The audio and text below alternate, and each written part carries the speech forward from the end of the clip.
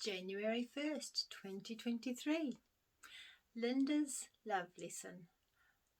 Welcome to a brand new year. And it really doesn't feel much different to the day before yesterday or even yesterday. Every day just feels like the same. The sun comes up the same and it goes down the same. It's how we feel about ourselves that makes the difference, and it's the actions that we take from those feelings that we have about ourselves.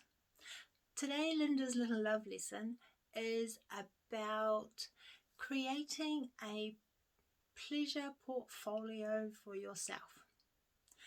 As I have mentioned in the past, one of my biggest struggles was learning to take pleasure in what I was doing, and also learning to finding out the things that I actually enjoyed doing. Because I was so much of a chameleon, I would change my colours to suit who I was with. So if I was with one person who liked to do a particular hobby or a particular activity, I would meld in with them. And then when I was with another group of people, I would meld in with them. I was not authentic. I didn't even know who I was, so how could I be authentic? I kept trying to please everybody else and fit into their molds. A couple of years ago, I heard about this concept of the pleasure portfolio.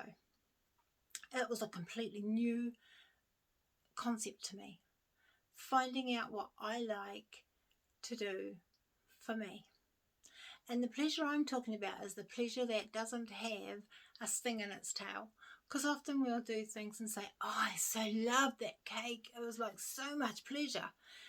But the downside of that is you end up with a sugar hit, which can influence your insulin, or you gain weight. So it has a sting in the tail.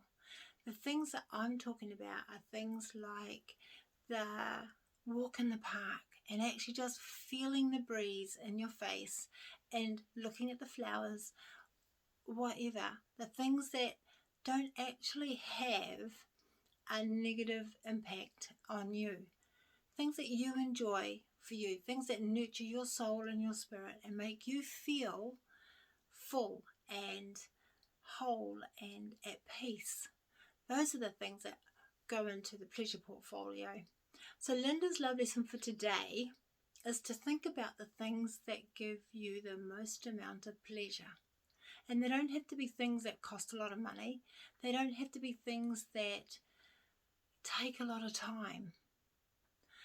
But they can be things that nurture you. It's the 5 seconds to stop and breathe and to appreciate the flowers. One of my favourite things is flowers, as you can tell. I love flowers. So my hubby grows flowers for me so that I can pick them and I can enjoy the scent of them. But I'm finding that things to go in my pleasure portfolio, it's taken me a few years to work out what it is I actually like and to work out what I was doing because I felt like I should, or because I felt like I had to, or because I felt like I would be judged or found wanting if I didn't. So find your pleasure, what it is that rejuvenates your soul, and spend some time every day doing that. And I'll see you tomorrow. Bye.